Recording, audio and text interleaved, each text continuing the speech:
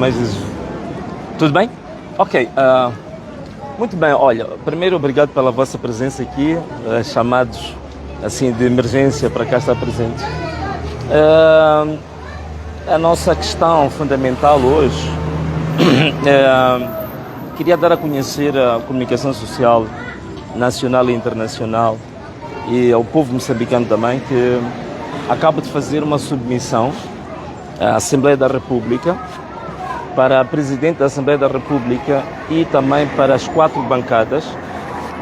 Esta é um ofício em que sucintamente solicitamos à Presidente da Assembleia da República tomar todas as diligências regimentais e procedimentais para se criar uma comissão parlamentar de inquérito para averiguar a probidade da gestão do Fundo Nacional de Desenvolvimento Sustentável, cujo derivado mais conhecido é o Sustenta.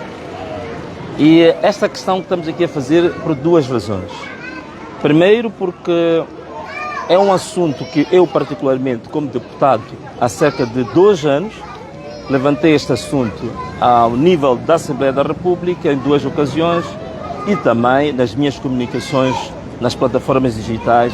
Já escalpelizei este assunto. Nas últimas semanas, o assunto ganhou uma dimensão, digamos, mais mediática, em face do pronunciamento ou do posicionamento do atual Ministro da Agricultura, que dizia que não conhecia o projeto Sustenta. Então isto levantou um debate acérrimo. E eu então achei por bem não só estar no debate teórico e debate mediático, mas passar por uma ação que tenha efeitos um pouco mais concretos e tangíveis. É que se temos um fundo público com fortes indícios de ter sido mal usado, mal gerido, cuja gestão a ter este momento indiciária ter sido extremamente danosa para o bem público, então temos possibilidades de, ao nível do Parlamento, se averiguar até que ponto esta percepção generalizada ela corresponde à verdade ou não. Então, para esse efeito, a minha contribuição foi juntar todos os elementos de prova, tanto os relatórios que existem do Tribunal Administrativo, artigos dos jornais, outro tipo de informação e de documentos disponíveis, juntar e sistematizar toda esta informação, colocar à disposição da Assembleia da República para, avaliando a fundamentação que a gente apresenta aqui, verificar a possibilidade de se abrir uma comissão parlamentar de inquérito para averiguar até que ponto existe ou não probidade na gestão, digamos, do Fundo Nacional de Desenvolvimento Sustentável. Algumas das evidências que nós recolhemos são evidências das quais vêm de instituições, digamos, insuspeitas, como, por exemplo, o Tribunal Administrativo. Temos 2 relatórios de auditoria de 2020 e de 2021. Vemos vários artigos de centros de pesquisa também muito credibilizados, como a OMR, o CIP e vários jornais nacionais também que fizeram trabalhos de campo de pesquisa particular. E também a última questão que coloco tem muito a ver com a distinção entre o que é o Fundo Nacional de Desenvolvimento Sustentável, o que é o Sustenta e o que é os outros projetos particulares, porque existem vários, não é? Existem vários.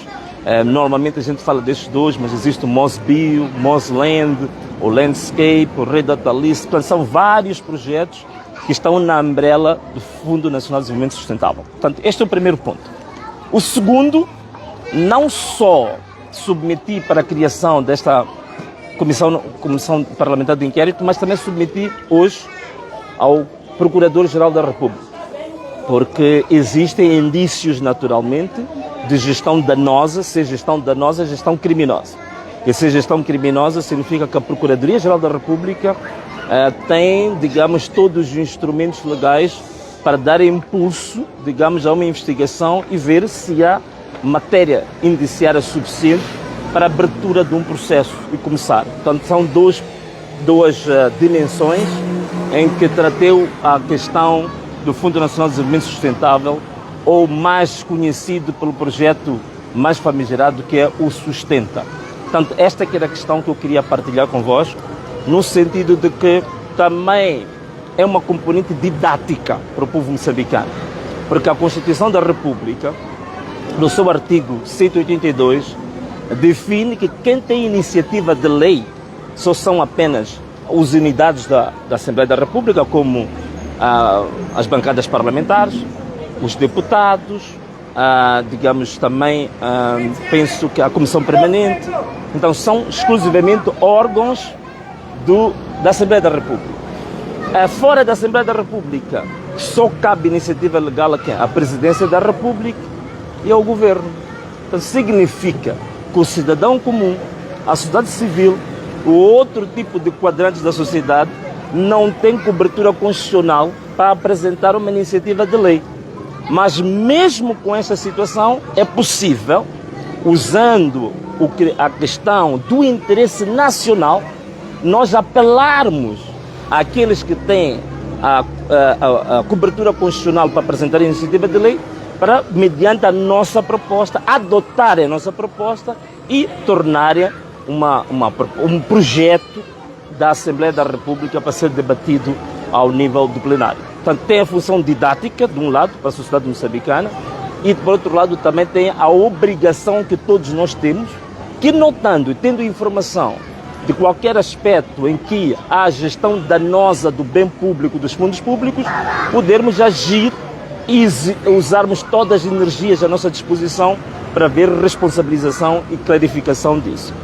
Por último, dentro de mais ou menos 2 horas, vou a um simpósio do CIP. Hoje o CIP faz 20 anos, então temos um simpósio e esta matéria também vai ser objeto da apresentação que eu vou fazer no simpósio, no sentido de que é um exemplo concreto de como é que nós poderemos usar mecanismos alternativos para fortalecer a capacidade de nós próprios fazermos parte da transparência, da lisura, da gestão dos bens públicos e, neste caso, de um fundo público. Não é?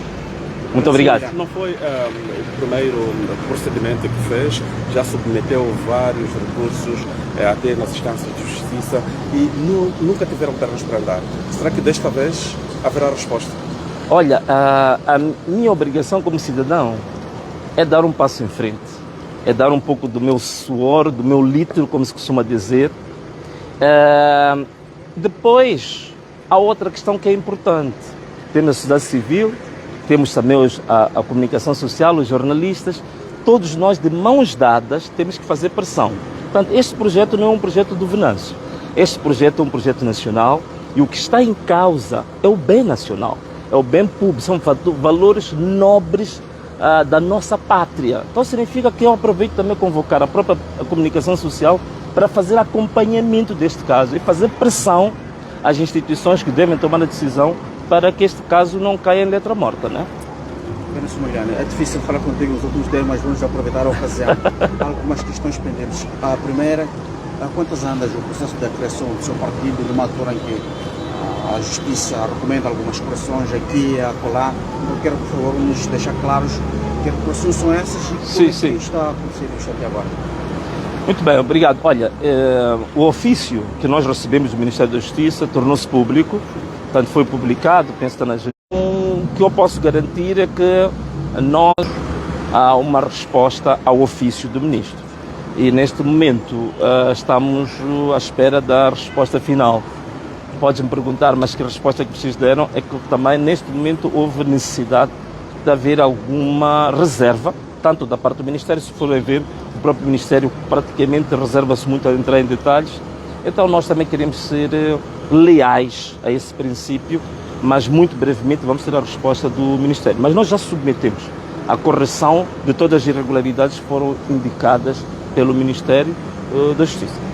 E segue o processo de diálogo nacional inclusivo, fala-se tanto que Venâncio Magalhães deve fazer parte, já foi contactado por quem de direito, o Presidente da República, assim como a Comissão Técnica, tem interesse de fazer parte, e por outro lado a questão do Conselho de Estado, por inerência, Venâncio Magalhães já lá deve estar. Já foi contactado, convidado pelo Presidente da República ou outras partes interessadas nesse processo?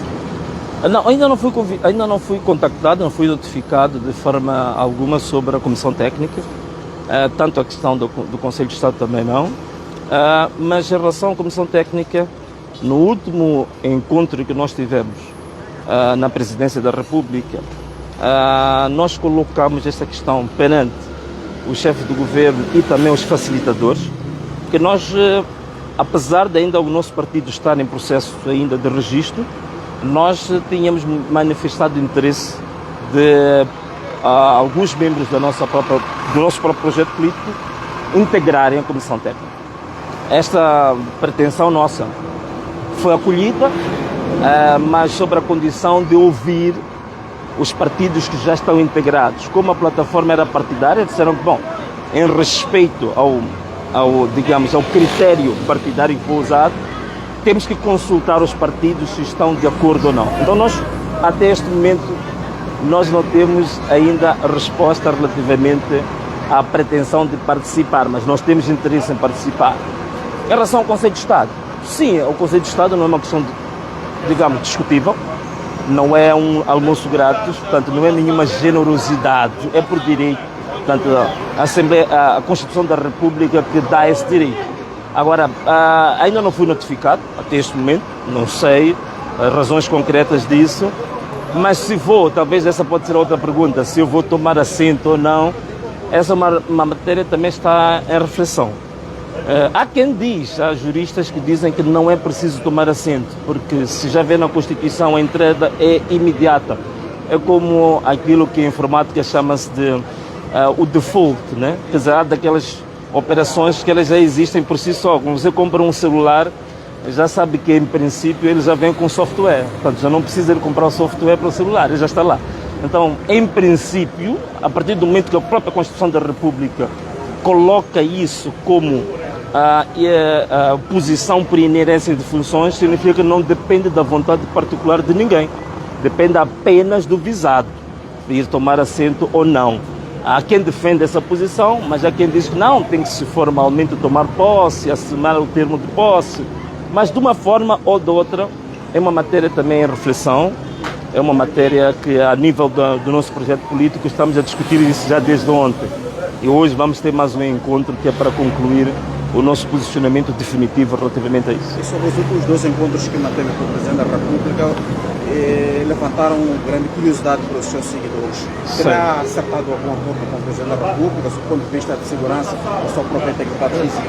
Não. Em relação à minha pessoa, aproveito até agora as câmaras de televisão e eu vi aí um entertainment, um apresentador de televisão até a fazer uma piada, dizer que o meu operador esteve lá a entrevistar o Venâncio, se eu estivesse lá eu ia perguntar ao Venâncio se ele comeu ou não comeu. Quer dizer, no sentido de que houve algum benefício particular para mim. Quero vos garantir aqui, de olhos bem abertos, é olhar sem nenhum receio.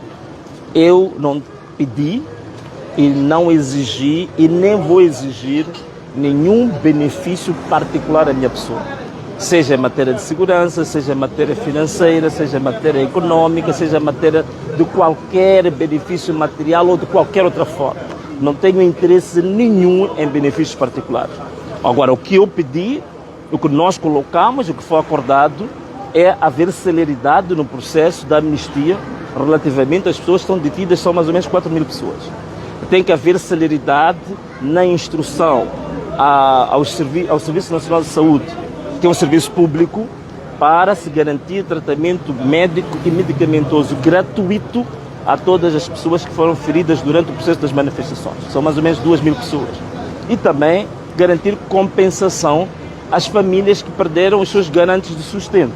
Portanto, há muitas famílias que perderam pai, que garantia o sustento da casa. É preciso, isso é uma obrigação do Estado, nós entendemos que é uma obrigação do Estado compensar essas famílias que se encontram nessa situação. E, por último, talvez possa dizer que também essa situação que nós tivemos aqui a levantar, que é exatamente passos concretos para o tal aspecto inclusivo do debate, do diálogo. Então, o aspecto inclusivo do diálogo significa integrar a parte do projeto político do Venâncio Mondlane. Portanto, é basicamente isto que nós discutimos no outro dia. Outro aspecto importante que esse se concretizou, os outros estão pendentes, portanto, até esta altura ainda não estão operacionalizados, mas também houve um comunicado em que o comunicado fez referência que havia necessidade de o espírito do diálogo a nível central ser transmitido também para nível das províncias e dos distritos. Significa que o meu projeto político a nível dos meus coordenadores provinciais e distritais, a partir daquele comunicado, ficavam com mandato de submeterem ofícios aos governadores provinciais, aos secretários de Estado, para terem encontros para operacionalizar os consensos, sobretudo na matéria de segurança.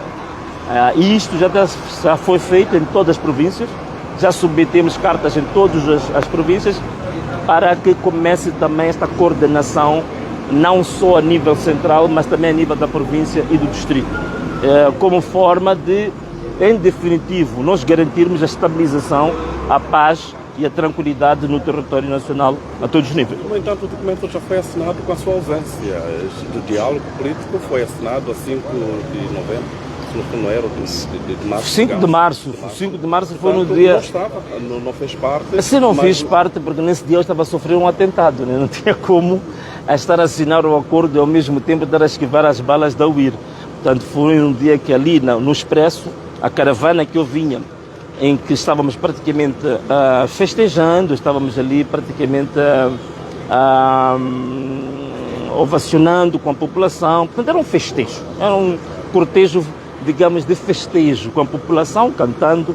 A UIR atacou com balas verdadeiras, vocês sabem as vítimas que foram causadas, e eu estava naquele dia, naquela caravana. Foi assinado este acordo com a sua ausência, não participou do diálogo? Não participei do diálogo, ainda não participei até este momento. E eu, como estava a dizer, que havia interesse em o meu projeto político fazer parte deste diálogo. Nós colocamos esta pretensão no último encontro que nós tivemos na presidência da República. Portanto, até este momento não há resposta em relação a isto.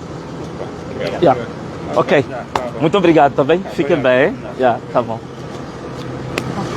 Estamos juntos. Até já. Tem câmera, vamos pedir imagem.